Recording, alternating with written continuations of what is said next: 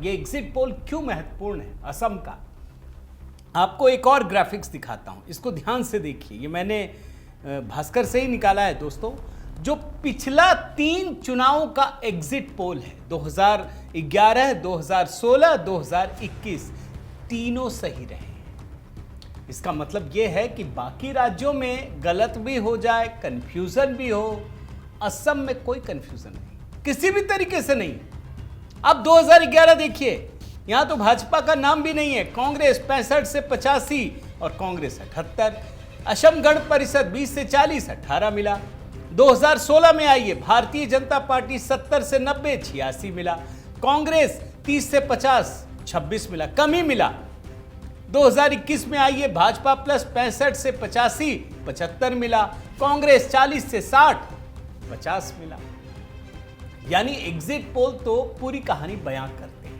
और यहीं से आकर के पवन खेड़ा को डर लग रहा है। मैं पवन खेड़ा की कहानी पर आने से पहले दोस्तों कुछ और डेटा आपके सामने रखना चाहता हूं। ये डेटा बड़े महत्वपूर्ण है, इसकी पुष्टि करते हैं। जो एग्जिट पोल दिखा रहे हैं, कम से कम असम के सिलसिले में ये बात दावे के साथ कह सकता हूं।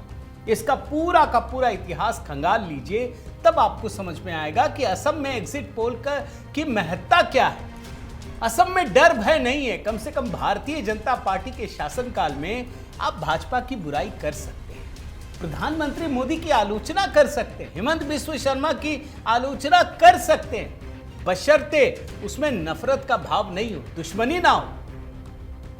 भाई राजनीति है, आलोचना करना आपका अधिकार है और इसीलिए वहां लोग खुलकर बोल सकते हैं। आप देखिए दोस्तों, ये भी देखना चाहिए, ये ग्राफिक्स देखिए। आजादी के बाद इस बार क्या विशेष है ये मैं आपको बता रहा हूं। आजादी के बाद अब तक का सबसे अधिक वोटर टर्नआउट असम में हुआ है दोस्तों, 85.9%। और वो भी तब जब स्पेशल इंटेंसिव रिवीजन में कई सारे लोगों के नाम भी हटे। यह हाईएस्ट है, ये इलेक्टोरल हिस्ट्री का हाईएस्ट है। आपको इस ग्राफिक से पता चलेगा। और एक बात बताता हूं, इसमें महिलाओं की संख्या भारी है दोस्तों, भारी संख्या में महिलाएं। एवरेज है 85.9%, लेकिन महिलाओं का रिकॉर्ड है 86.5%।